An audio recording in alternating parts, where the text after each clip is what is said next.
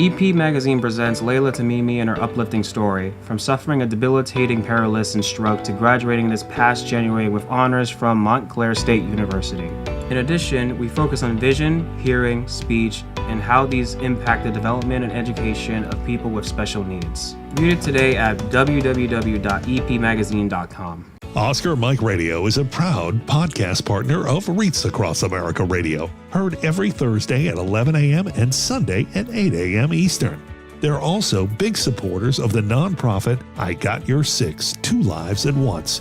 And with every wreath you sponsor through Oscar Mike Radio, $5 goes back to this great organization dedicated to making a difference in the lives of veterans, law enforcement, firefighters, and first responders battling PTSD.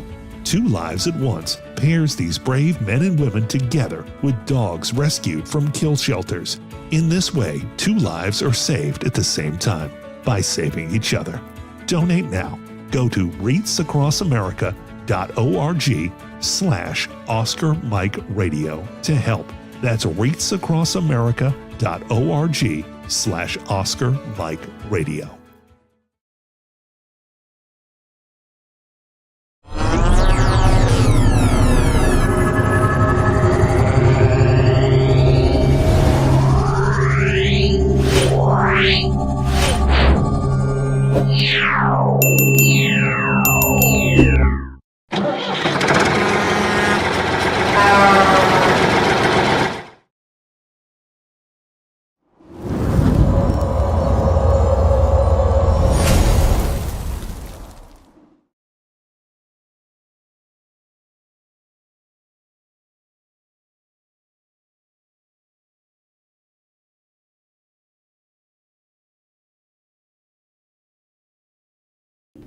Suicide is preventable, and each of us has a role to play in suicide prevention.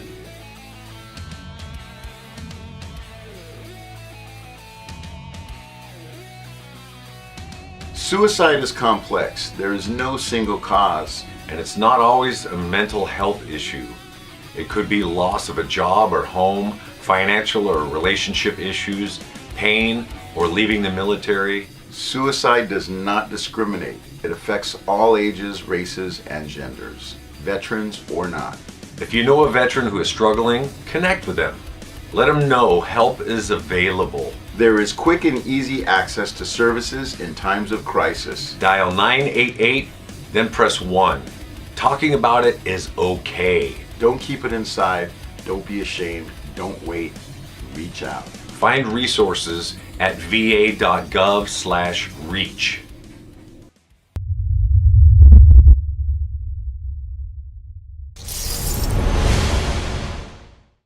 Hello and welcome again to Oscar Mike Radio. My name is Travis, Marine Corps veteran and your host. Oscar Mike Radio is part of the Hubazoo Network. You can find out more on hubazoo.com.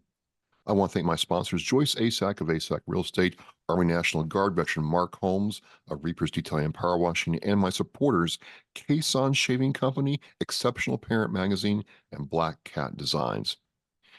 So look, folks, if you're seeing that logo on my guest chest, wow, I got to put that into a little tongue twister.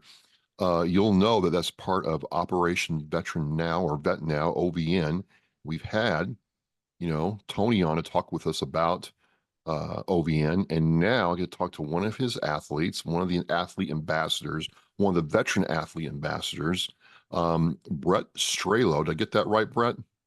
Yes, sir, you did. We get a lot of Stralos, so that's good. Thank you for getting it right. Worked on it. Brett Stralo, Army veteran. Welcome to Oscar Mike Radio. Thank you for having me. Really appreciate it. Man, it's awesome. I love the mission of OVN. I like this idea of using sporting events and ambassador athletes who care about their fellow veterans and who've served themselves to, spread what we can do as veterans out there. So it's just always great getting to talk to Tony or veterans like yourself. And before we get into all this great, good stuff, and it's 100% like USDA good, tell me a little bit about who Brett is growing up and what you do in the military. Yeah, so I grew up in Valley Center, California. It's a very small town. it's kind of hard to explain, because if you ever were to go there and you cross over that county line, you'd think you could change states. Dad's an avocado farmer, and so I grew up on 66 acres of avocados, cruising around, learning to work with my pops, and he's the one who got me into motorcycles and dirt bikes and stuff. It was something we did together, which is really great. So my childhood was filled with dirt bikes, BMX, running around with my dogs, picking avocados and driving tractors and all that kind of stuff, typical form by stuff, which really surprises people quite often when they're like, wait, you're from California. That doesn't make sense. Well, yeah, you don't understand all of California. I mean, 30 minutes to the closest grocery store for us and out there. So yeah, and it's a great way to grow up. Let me tell you, I see people now they're on their computers and stuff. We didn't have time for that. We were outside till the sun went down, and we were up, before it came up. Video games only happened, after you did your outdoor stuff, you had your fun. If the sun was down, then maybe get an hour or so. And so, yeah, I mean, that was kind of how I grew up, where I grew up. Moving from there, I graduated high school, and actually before I even graduated high school, I was already in the military. I was part of one of those early entry programs as a junior. So I actually joined in 2005. I entered in as it's kind of an interesting little funny story there. Is I was going to join, basically, I wanted to kind of join the Marine Corps, the Army, and my mom was pretty adamant that she wouldn't sign any kind of like agreement, being 17, for something that didn't carry a job with it. So that's how I became a helicopter mechanic. My dad's a pilot. He flies a fixed wing, uses a little bush plane to go from ranch to ranch, because we also have a ranch out in California in Borrego Springs, does lemons out there. And so I've been around aviation my whole life. And so I was like, whatever, man, it's badass airframe. Like, let's go. I had no clue what I was getting myself into. Signed up in the time of war, and I'm going to do an attack, airframe. And that pretty much set the tone for what my career was going to be, which was a whole lot of being gone. And so being a AH-64 helicopter mechanic, I think one of the funny stories that I always tell people is, like, you walk in, you see it for the first time, you're like, oh my God, like, just like, it's overwhelming looking at this sheer a show of force, just looking at the thing, Right. and just the pure technology of it. And then you start working on it, and you're like, man, this thing is the biggest piece of junk. God, I hate this thing. And then you'll get down range, and you find yourself in a bad situation, and you watch that beautiful death machine do what it's intended to do, and suddenly you love it again when it saves your butt. Brett, there's a documentary like called Apache Warrior or something like that, where they talk about this wing of Apaches that went in, Iraq, and they got shot to smithereens. And at the end of the documentary, they show these things. I mean, the fact they were able to land is amazing, full of bullet holes.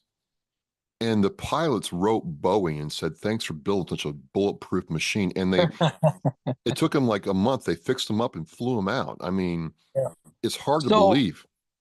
I think that was actually, there's a couple of documentaries out there, so I could be wrong. Please don't take me to task on this. I believe it was 1st of 101st Airborne, which Expect No Mercy Battalion, which was my old unit that had that done. We were the unit that went in and took out the towers in Desert Storm with A models under then Captain Cody, who became General Cody, over all of 101st Airborne when I was there. And I believe he became a Joint Chief of Staff at some point. But anyway, that was my first unit in the Army, was 1st 101st Airborne, Expect No Mercy, and those guys were second to none, let me tell you. And in my time, I've seen them hit the ground. I've picked pilots out of aircraft, and not necessarily with that unit all the time, but I did it again with 2nd Infantry Division when we deployed to Afghanistan my second time. But that first one, I can't count how many times we had aircraft come back pouring fuel out of them from getting shot to live in hell, and they still fly. And we'd get in it, and we'd pull a 36-hour day to the point where you're almost hallucinating, from lack of sleep, and that trying to get that thing back in the fight, because when we get troops of contact, we were their first line QRF. You have different levels of QRF, when you deploy, and I'm sure you're familiar. You have your ground QRF, and then you have air QRF, and we were air QRF for those guys. So we took it personally if we didn't get our aircraft off the ground as quickly as possible. So much so that we would APU rate our maintainers, people like me, and I was one of them, and we would go fire that airframe up while the pilots grab their gear and we're coming, and start going through all the tests and all the stuff and start getting it ready to go and finding out if that aircraft is ready to fly, doing all their pre-flight stuff. Well, they're pre-flighting too. A lot of times they were already pre-flighted, but they still would go around, just do one quick walk around, double check, and hop in the airframe, back them out, send them on their way to go do their business. And they'd come back empty and full of holes, quite often, actually. And yeah, those beautiful machines will fly just absolutely tore up. I've seen an aircraft came in, and I don't remember exactly what it was that caused this to happen, but a weapons cache went up, and it basically turned the rotor blades and everything into Swiss cheese. And we had a maintenance test pilot come in there, and it was just a hop skip over into the fob where we could get some more maintainers on it and get it out of danger zone outside the wire. And I remember just throwing like 100-mile-an-hour tape over some of those holes and him pulling pitch and flying it like that. The whole thing just shaking like crazy. We're like, dude, that thing's gonna fall. And mate, I'm like, dude, the pilots are gnarly too. People don't even get it. I'm telling you. Well, it's different. Just, we won't spend a whole lot of time on this, but I've had an Apache pilot on my show talking about how it's different for the Army to do this versus, say, like the Air Force, the Marine Corps. The Marine Corps has the Cobras, right? But for a fixed wing close air support is way different than rotary wing, because they're hovering in place and providing that support sometimes right over the trip, whereas the aircraft has to fly.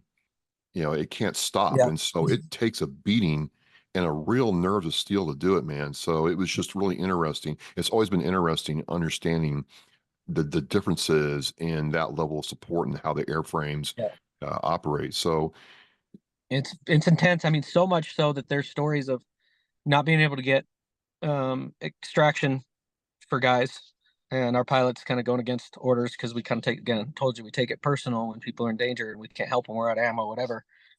And we had pilots put themselves in danger and drop in and land.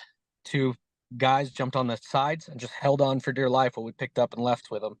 Not supposed to do that. Super against the rules. And so we have lots of stories of like that kind of stuff. We can always go back down that road, later. But sure, we tend to be a lot closer to special forces groups, SEALs, infantrymen, pathfinders, all of your gnarly first tier operators and below that are out there in the fight a hell of a lot more than I was. And I was in the fight quite a bit during my time too, just because of DART missions, which is downed aircraft recovery team.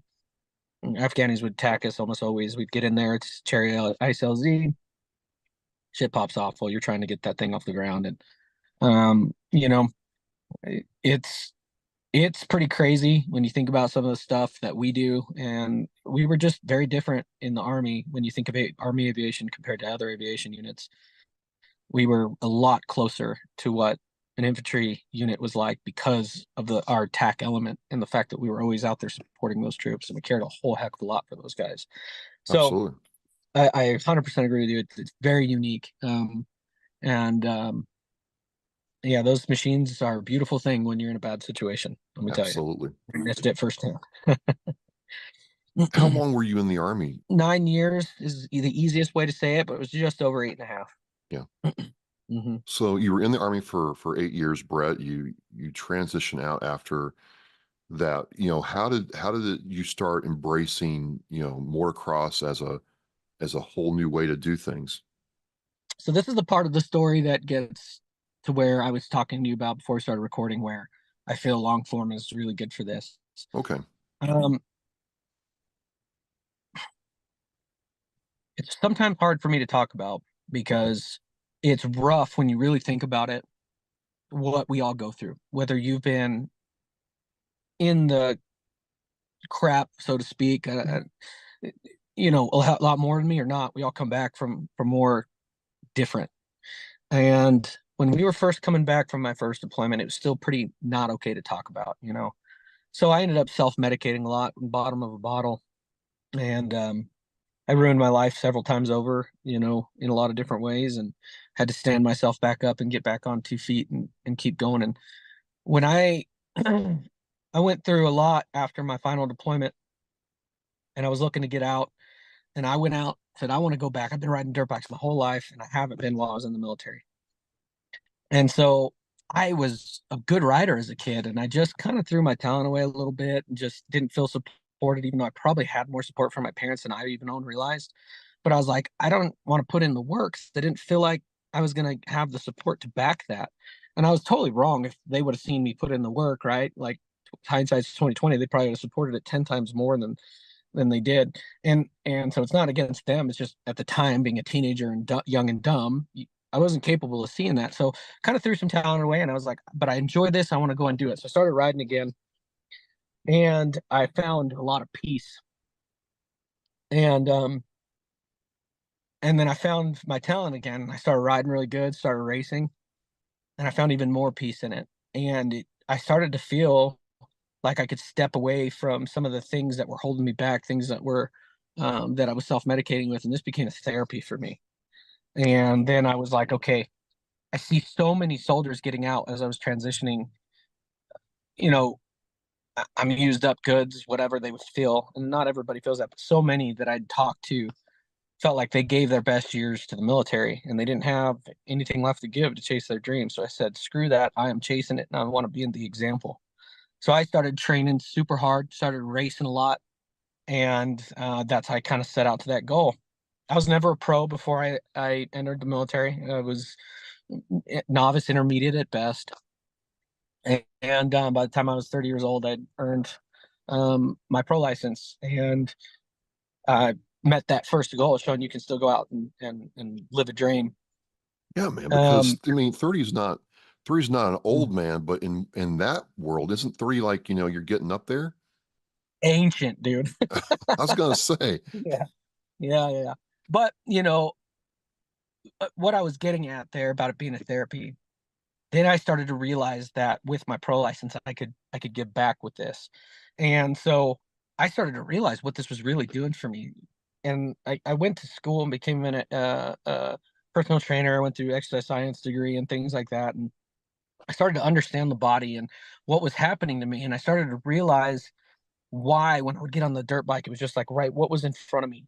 The adrenaline release I was getting that I wasn't capable of really getting any other way anymore. Different things that were missing from post deployment. Like I could make everything stop, all the noise. I could get rid of it. I could make it go away. I stopped having so many nightmares and stuff like that, and started dreaming about what I was going to do in the races. I stopped having such problems with some of the experiences that I had been through. So I decided I want to show these people. If I can get one person, because I'm going to tell you right now, I cannot tell you I would be on this earth today if it wasn't for the two wheels that I get on. I can't. I wish I could confidently say that. I experienced something that I thought I'd never experienced in my life, which would be suicidal ideology. And this took that away from me. I was able to find my own peace and therapy outside of VA recommendations and pills and substances and all this other stuff. I found a healthy outlet.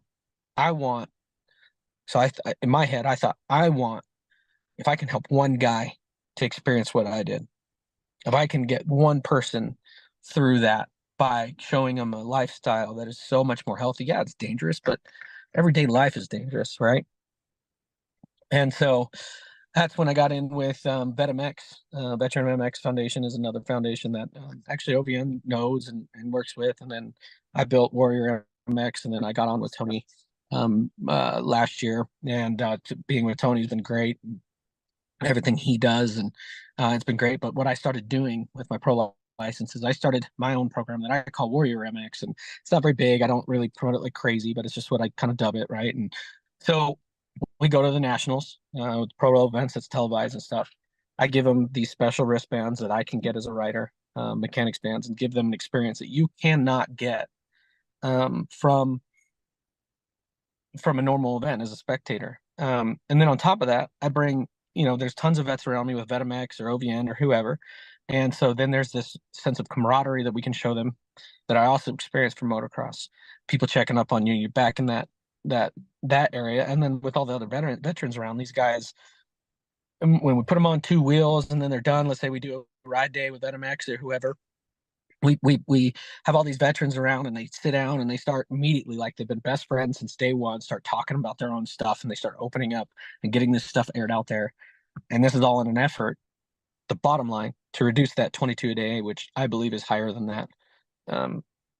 That 22 suicides a day. It's something that I take very, very seriously and very passionate about. And I'll tell you right now, I'll put my phone number out on your podcast. If there's a veteran in need, I don't care what time of night it is. I've told any veteran, if you are thinking of it, you call me, you call somebody, we'll help you through it. There ain't no judgment. I won't be mad. I don't care if it's 1 o'clock in the morning and my baby's sleeping right next to me and I get woke up. I don't care if he gets woke up. If it means I get to save that man's life, it ain't a problem. And it's something that I have done for a few different Marines, actually, while I was living in California. I just recently moved back to Colorado. So, but yeah, so that's kind of how I got into motocross and in with OVN and those guys and BetMX and everybody, and kind of what we started there. Well, I guess before we started talking, I don't ride motocross. I wish I had. Maybe I'm a little bit older than you. Maybe I'll do that for 2025. But I do ride a motorcycle. I've ridden since I was 18 years old, and in certain times of my life, man, that motorcycle has been a sanctuary that I can't get anywhere else. Like, everything goes away, and there's a lot going on around you. But there's something about being two wheels, your hand on the throttle, shifting through the gears, that puts me in a different spot. So I certainly understand where you're coming from.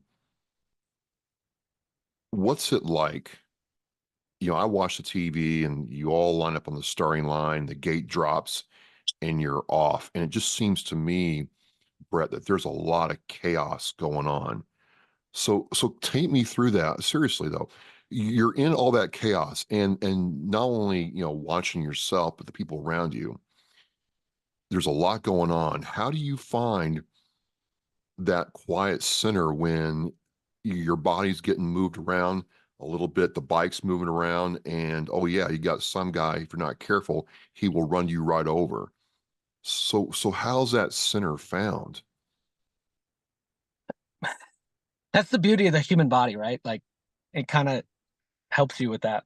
I'll tell you right now, just sitting on the starting gate, it's such a physical sport. I will tell you that. A lot of people don't understand that. When you get on a dirt bike, the track's always changing. The ruts are never the same. Every lap you come around, there's a different bump, there's a different kicker, there's a different something. You'll hear people talk about how there's 40 guys on the gate, there's a 41st, and that 41st is the track. It's the one thing that is always going to be unpredictable, because it's going to be different. And so you have to scan and analyze that stuff. But when I'm sitting on that gate and I'm not even doing anything yet, I mean, your heart rate, I have a heart rate monitor on while I ride and stuff, and it'll be 190, 200. Yeah, you haven't left the gate yet. You know what I mean? I mean, you're just pinned out, adrenaline. The start is the worst of it. So you get out of the start, you're going into that first corner. I mean, you are just maxed out, and that adrenaline allows you to, I feel like, find that focus. And I think veterans are uniquely good at this, because that is where we used to operate. We were trained to operate in that state. And so we get to find our calm a lot easier, I think, than the normal person. I think most motocross racers would be the same way. But it's unique in that sense, right? So the way you kind of find that is you just gotta, because you'll find yourself holding your breath without realizing it, is to try to just remember to breathe and just focus on what's in front of you. Motocross is freedom. You can get as creative as you want to. It is a blank canvas for you to decide which line you want to take. There's 6 riders in front of me. There's all this different way. Okay.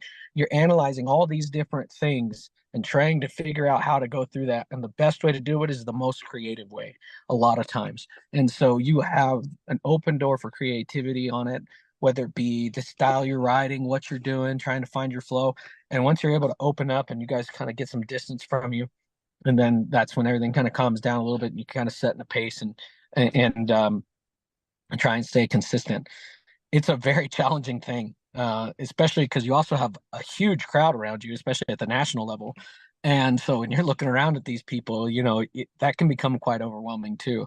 So it's very unique. It's a very unique experience. But honestly, I at a physiological level, things happen for you in that environment that are almost undescribable. And it only comes through practice and doing it over and over and over again. And you kind of figure that out. And, you're coming into a first corner, there's 40 riders aiming for the same damn thing. And it gets a little hairy. And sometimes you end up in a pile up and you got to pick yourself up and go out there and still finish that 30-minute moto if you're not hurt, which does happen from time to time too. And I mean, actually hurt, not ow. Right, right. Um, it's a war out there, man. And that's one of those ways to put it, because that roost coming off the back of a 450 or even the 250 class is brutal. I mean, I come back, look like I just got hammered with paintballs. I mean, it's insane. Hands will be black and blue sometimes just from the roost. It's gnarly. And so you're dodging people, you're dodging rocks, ruts, lines. You're trying to figure out which jump line to hit, because a lot of times there's ruts on the faces of the jumps that can really affect the way the bike acts in the air and different things like that. And it's just, you just gotta take a deep breath and kind of focus and just get in that zone, almost like tunnel vision. Ignore what's happening behind you at first and focus forward. Yeah, you can't race behind you. You got to race in front of you. Well, growing up, I don't remember, just to talk more the motorcycle side of it for a second. I don't remember back in when I was a kid, the motorcycles being able to, for lack of a better term, fly that high, land that well, and keep going. Has suspension and rider's skill morphed that much in the last 30 years that it just seems like it's not a question of if you can do it, it's just when you're going to be able to go further faster. Yeah, I'd say the progression started in the 90s, with the modern two-stroke era. When that came around, Jeremy McGrath is probably one of the biggest names in the sport from that era, being that he's still considered the king. He has the most wins and titles and things. And he took like a BMX stand style to his riding, very smooth. And the suspension got a lot better then. It went to an upside down fork. The monoshock back in the day transitioned into that. All that kind of stuff just started to slowly progress. And then in around 2005, we had the introduction of the four stroke. And then from there, it went to fuel injection. And then the suspension got even better. Now we're looking at, from back in the day, 46 millimeter forks to standards of 48. And the kit stuff's a 49. And you can go all the way up. The KTMs, they have a 52 millimeter fork, which the consumer really can't buy unless they're filthy rich, because they are wildly expensive to even just run and maintain. But yes, fuel injection, the power, the way they make power, the fuel injection, the connectivity, parts changing, the testing, all that stuff started to really change the game on what the bikes were capable of doing.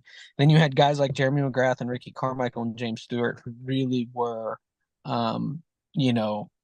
the pioneers of changing the sport. Jeremy McGrath brought that different BMX style and the jumping and different and the smooth.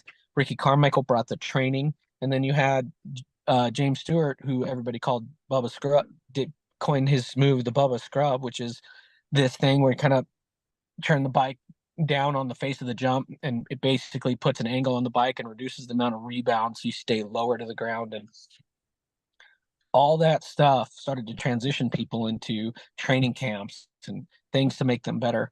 And now what we see is the tracks getting bigger and gnarlier, because the jumps are much more doable on this four stroke. We can do pretty much whatever the heck we want with the amount of power. A modern day 450 stock with zero modifications is in the 60 horsepower range, depending on What? Yeah. Out of a 450? Yeah. So like my KTM 450, I think, is 61 horsepower on the dyno in it. I have no engine mods. That's just race fuel. So I ride a 1900cc V twin that's putting out like 89 horsepower at the rear wheel at 3,000 RPMs, and it's like 3 times bigger than your 450. Mm-hmm. Yeah, and the motocross bikes are in the 200-pound range. So it's, quite impressive how much it is to handle 60 horsepower that light. Fuel injection really made a change to that, and it allows that power, but that's all out of a single cylinder 450cc motorcycle. Compression ratios, the modern technology in fuel injection too really changed it a lot, because they can remap it to how you want it. You can take that 60 horsepower, make it a more linear, like even power curve, so it's not so much hit on the bottom. Or for supercross, you can put it all down on the bottom, which would be too much to handle, really. I was So going to say, yeah, you're not even in first gear anymore. You can start in third. You got so much. yeah, yeah. No one really starts in first. I think it's second gear is pretty much standard for outdoors. I think supercross is the same. The only time I've ever started in first gear is up here in Thunder Valley at elevation, because the start's uphill, and you do get a significant decrease in power at elevation.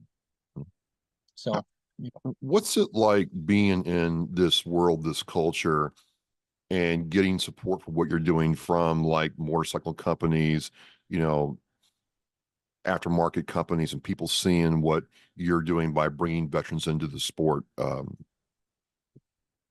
yeah, it's really unique. It's really difficult too at my age. They typically want to support, the young prodigy. Um, so, but with um, like 6D is the helmet company that I'm sponsored by, and they're an amazing company, best helmet on the market. It's really great because they love what I'm trying to do with protecting a veteran's head. We've already been through enough, when it comes to like brain injuries and things like that. So it's really cool. But we've got some great companies that do it, and a lot of times they'll give these veterans a discount when they come to my to a lot of my clinics that we do at VetMX.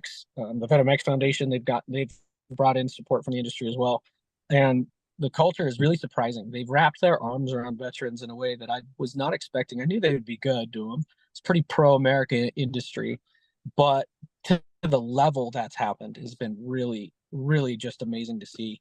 To the effect of even just at the Arlington Supercross not too long ago on TV, we had all the VetMX guys out there. A couple of OVN athletes were there, and they did what we called um, a jersey exchange.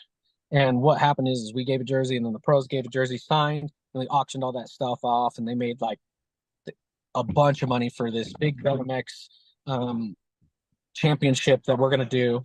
And it was really, really, really cool to see the motocross industry get behind our cause like that. So Awesome, man. Awesome. You know, so you're doing this, you're doing your foundation. How does OVN figure into what you do as an ambassador athlete? at first I didn't really know what Operation Vet Now was. One of their athletes kind of reached out to me and said, "Hey, you should really get in with this organization." And what's great about them is, not only do they promote what I do, and they've even supported me through forms of sponsorship and things like that, but they give me this really cool kit that came with some apparel, like the hoodie I'm wearing, and actually I have a OVN t-shirt on too. But these like suicide hotline stuff, and like how to help a veteran stuff, and so they give us all this stuff to be able to hand out at races and things for people to understand a veteran better and understand their mental state, which has been something that I think is probably one of the most unique things that they do for me over others, right? And connecting us with other veterans. They are helping me honor people who maybe made the ultimate sacrifice. Last year at Fox Raceway, we honored a Gold Star father and his son, who an EOD tech, Chief Petty Officer Finan was his name, and he gave the ultimate sacrifice in Iraq fighting ISIS, and so they've helped with that kind of style of things. They help us put together some of those people to honor and find the people that we should be, and then they promote that so the world gets to see it. And then they do other events and things like that to bring veterans together as well, and just overall support what any veteran athletes trying to do, because I would say a majority of us that are doing something, whether it be in motocross, snowboarding, whatever it is that they're doing, fighting. OVN has a crazy amount of different athletes outside of even motocross. There's usually a helping veteran standpoint to it, and so it's great because they help us get that done. Because all of this takes a tremendous amount of money. I'm sure my family would really appreciate it if I'd slow down with it a little bit, because it takes a lot of my own personal money, you know. But what we're doing is so special and so much bigger than just my own goals that it's important. So having the support of OVN has been absolutely crucial because it helps us reach more. You know, it's not just the individual person here or there. We're able to get out to, you know, a much larger audience and have tools too given by OVN to help these guys. Speaking of goals, Brett, what's your next goals for what you're doing with your foundation and your motocross career? So we've never been able to do all 11 outdoor rounds. And this year is going to be the first year that we're going to attempt to do it through some support from a team called TPJ. Teddy Parks, the owner of the team, is super supportive of the VetaMX organization that I'm also affiliated with. And Mark Code, who's the board president, and Peter Lindquist, a buddy of mine who also is a big help with that, and the Blankenship's who started the VetaMX Foundation, have set up a really cool program where he takes their tent setup and all their stuff to each round of Supercross in the outdoors for us to set up and have a booth in the pits for people to visit and learn about the VetaMX Foundation, because we do catch fans that are, you know, veterans and they don't even know about us, and so we are able to talk to them, you know, and teach them about that foundation, what we do for each other. So with that, we're now going to add my motorcycle and my stuff along to it, so we can go to them and try and fly to each round. And you know, we're trying to work on getting the support together right now. And right now, we're going to do it all self-funded, so it's going to be a tough goal to make happen. But we're going to try and do it. We're kind of just throwing everything we got at it and kind of figure out how it's all going to shake out in the end. But the reason why that's important is we've only been able to do 3. So that's more vets, more things that we get to honor, and that's more veterans we get to bring to the races. That's from different states as well, because they go from 2 rounds in California to Colorado, then they all go to the East Coast, ranging from New York, Pennsylvania, Michigan, Indiana, all over the place, Midwest and stuff. I got my son in the background there. Oh, that's cool, man. I love it. I love so, yeah, so it's something that you know, it's been very important to try to get these veterans there. I obviously have always had the big goal of making the Fast 40. That's kind of my own personal dream and goal. I haven't been able to do it yet. I've been close, real close, just haven't done it.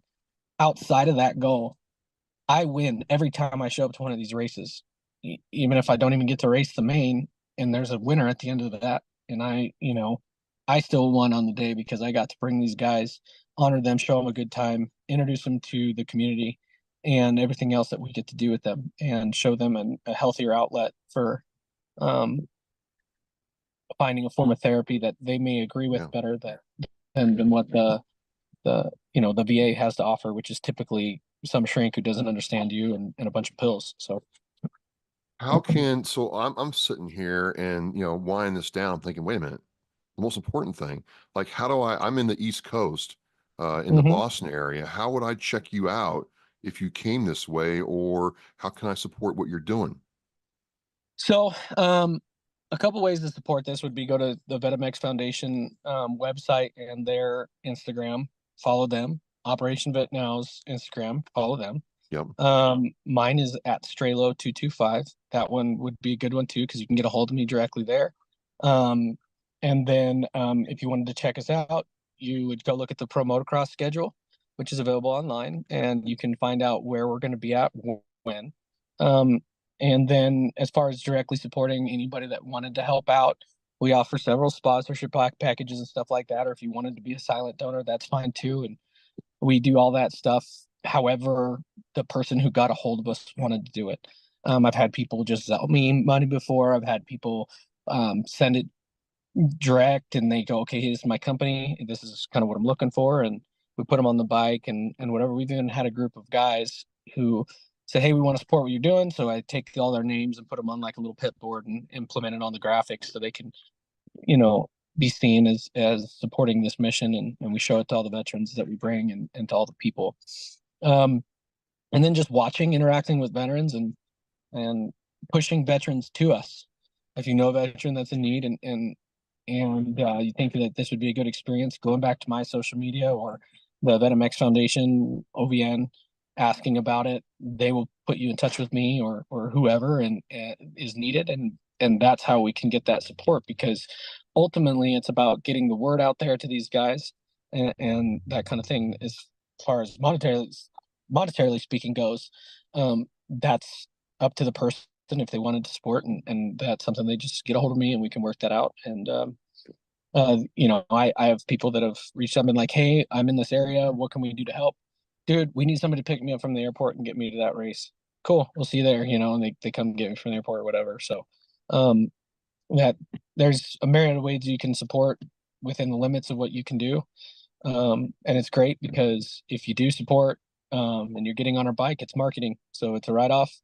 On top of that, you are helping not just a motocrosser, you're also helping the veterans, because it allows me to do more for them, because we try to feed them and everything else while they're there and take good care of them. So if somebody's got a company, yeah, I could use a tax write-off. It's a really great way to do it, and feel good about what you're doing, because none of the money that we take doesn't go towards either the racing or the veterans, right? It all goes to this program. We don't go take it for ourselves and put in our pocket. I work full time, so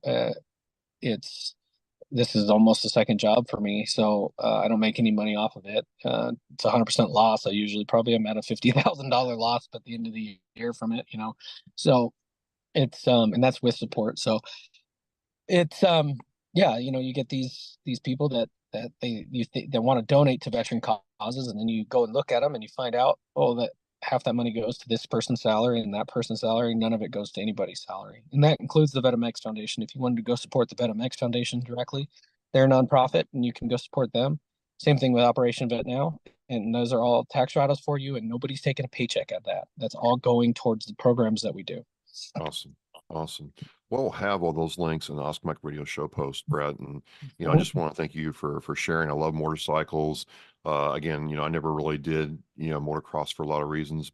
Wish I had. Maybe there's still hope for me. I don't know. We'll see. But oh yeah, that's totally hope for you, sir. There you go. But I really, resonate with what you're doing, and just want to say thank you, Tony, for getting us connected. And I'm going to check out all the stuff, Brett. And if you get to New York or Pennsylvania, we'll have to see about making this happen. All right. There is a round in New York. We don't know if we're going to do it yet because it's going to be the most expensive to get to. It's in Unadilla. Oh wow, yeah, that's a hike. So just slightly.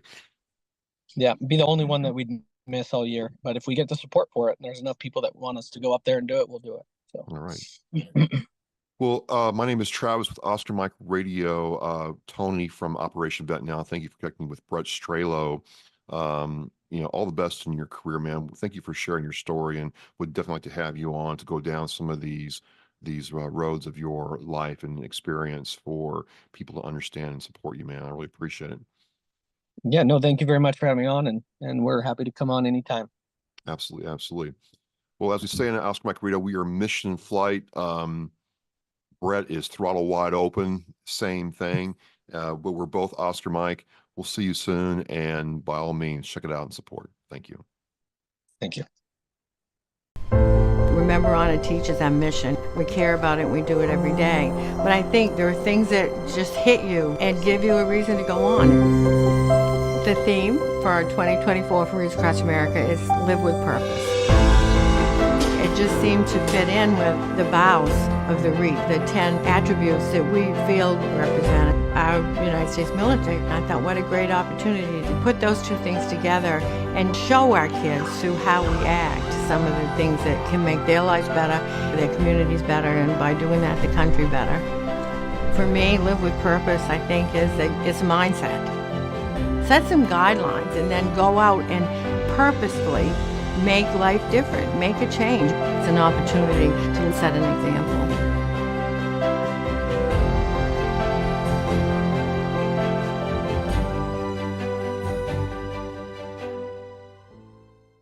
Thank you for listening and watching Oscar Mike Radio, where our active duty service members and veterans are in action and the mission is in flight. Oscar Mike Radio is an oversized load Co-Sinister One production. If you are a veteran or know a veteran who needs help, please dial 988 and press 1 for the Veterans Crisis Line.